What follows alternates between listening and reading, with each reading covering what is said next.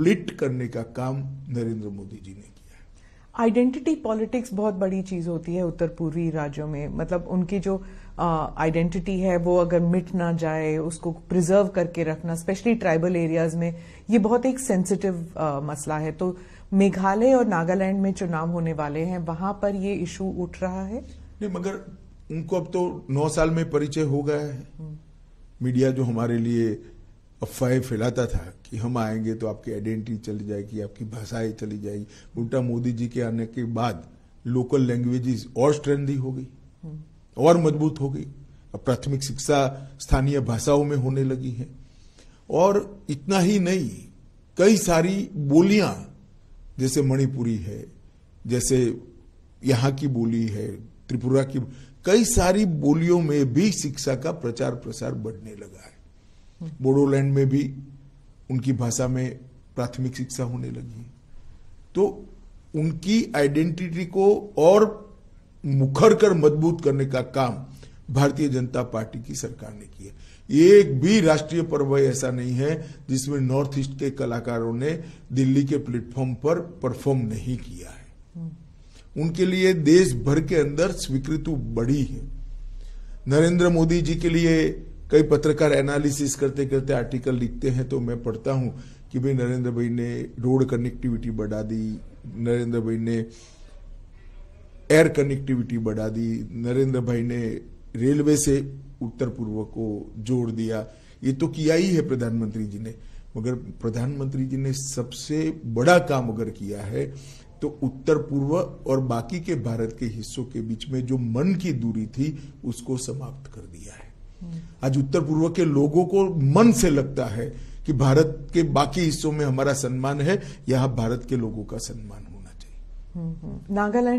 नागालैंड में भी, ईस्टर्न नागालैंड में कुछ लोगों ने उकसाकर इलेक्शन का बहिष्कार करने का ऐलान करवाया था। अभी एएनपीओ ने विड्रॉ कर लिया। उन्होंने कहा हमें मोदी जी पर भरोसा है। तो यही बताता है कि अब ये चीजें नहीं चलने वाली। तो वो जो अकॉर्ड है उसका अभी तक वो सुलझ नहीं पाया। अभी तक देखिए, सुलझ नहीं पाया है। अकॉर्ड किस चीज के लिए होते हैं? अकॉर्ड हिंसा बंद करने के लिए होते। हिंसा तो बंद ही हो गई है, सीजफायर है ही, और इस पर डिस्कशन चल रहा है। जब उत्तर पूर्वी राज्यों में जब इलेक्शन होते हैं, हमेशा जो ये बातें चलती हैं कि सीएए एनआरसी को लेके, लेकिन इस बार ये 3 राज्यों में चुनाव होने वाले हैं इस महीने और सीएए एनआरसी की बात ही नहीं उठ रही।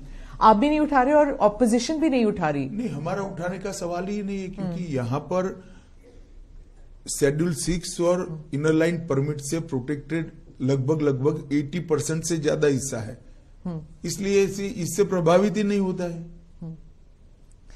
सर, जनजाति लोगों की जो समस्याएं हैं, उनको किस तरह दूर किया हुआ है बीजेपी ने, और ऐसा आपको क्यों लगता है कि जो जनजातीय समुदाय है बीजेपी को वोट देगी इस बार? देखिए, मैं आपको बताता हूं, जनजातीय समुदाय की बहुत सारी दिक्कतें थी। एक तो मन से वो उनकी स्वीकृति चाहते थे। नरेंद्र मोदी जी ने बड़े प्यार से जनजातियों को गले लगाने का काम किया है। इतने सालों के बाद पहली बार कोई राष्ट्रपति जनजातीय समाज से बनी है। इतने सालों के बाद पहली बार जनजातीय गौरव दिवस भगवान बिरसा मुंडा की जन्मदिन के पर मनाया जा रहा है। इतने सालों के बाद 1857 से पहले से जिन जनजातीय स्वतंत्रता सेनानियों ने देश को स्वतंत्र कराने के लिए योगदान दिया, इसके 10 बड़े बड़े म्यूजियम 200 करोड़ की लागत से बनाए जा रहे हैं। एकलव्य स्कूल लगभग 300% बढ़ जाएंगे। तो ये बहुत बड़ी उपलब्धि है। उनको लगता है कि ये सरकार हमारे लिए सोच रही है। इसके साथ साथ देश भर के जो गरीबों को फायदा हुआ, वो पूरा फायदा जनजातीय समाज को किसी भी भेदभाव के बगैर मिला है। मैं स्पष्टता से कह सकता हूं, कांग्रेस के शासन में नहीं होता था। आज गरीबों को घर मिल रहा है, तो क्योंकि जनजातीय समाज में सबसे ज्यादा गरीबी थी, सबसे ज्यादा फायदा उनको हुआ है। घर में पानी पहुंच रहा है, उनके घर में बरोबर पहुंच रहा है। गैस का सिलेंडर मिला है, उनको भी मिल रहा है। 5 लाख तक का हेल्थ का कार्ड मिल रहा है, तो उनको भी मिल रहा है। मुफ्त चावल उनको भी मिल रहा है। ढेर सारी चीजें जो मोदी जी ने आम गरीबों के लिए की, इसका किसी भी भेदभाव के बगैर उसका फायदा जनजातियों को मिला है और जनजाति को भी अब विकास का अनुभव होने लगा है कि हमें गुमराह कर कर झगड़ा लगाकर हाथ में हथियार थमा दिए गए, मगर हमारा कल्याण नहीं हुआ, पीढ़ियां बर्बाद हो गई। आज शांति के कारण डेवलपमेंट संभव हुआ है, शांति के कारण जनजाति के बच्चों का शिक्षा समाप्त हुआ है और शांति के कारण रोजगारी भी बढ़ी है। और ये जो नरेंद्र मोदी जी का संदेश है, विकसित नॉर्थ ईस्ट, पूरे भारत में इंजीनियरिंग अजूबा माने जाएंगे। इस प्रकार के double decker bridge north east के अंदर बने हैं। 2024 के पहले नॉर्थ ईस्ट की सभी राजधानी रेल और एयर इससे जुड़ जाएगी। ये कोई छोटी बात नहीं है जी। आप मिलिटेंसी की बात करते हैं तो मैं अब दक्षिण की ओर रुख करती हूँ। आप सैटरडे को, शनिवार को आप कर्नाटका में थे और आपने पीएफआई की बात की कि बीजेपी की सरकार है जिसने पीएफआई को बैन किया, और थोड़ा सा उसमें विवादास्पद बयान ये भी था कि कांग्रेस जो है वो पीएफआई को उकसा रही थी। तो वहां पर जो कर्नाटका के जो कांग्रेस लीडर्स हैं वो इस बात से काफी नाराज हैं कि ये टिपिफाई किया आपने कि कांग्रेस और पीएफआई एक थी।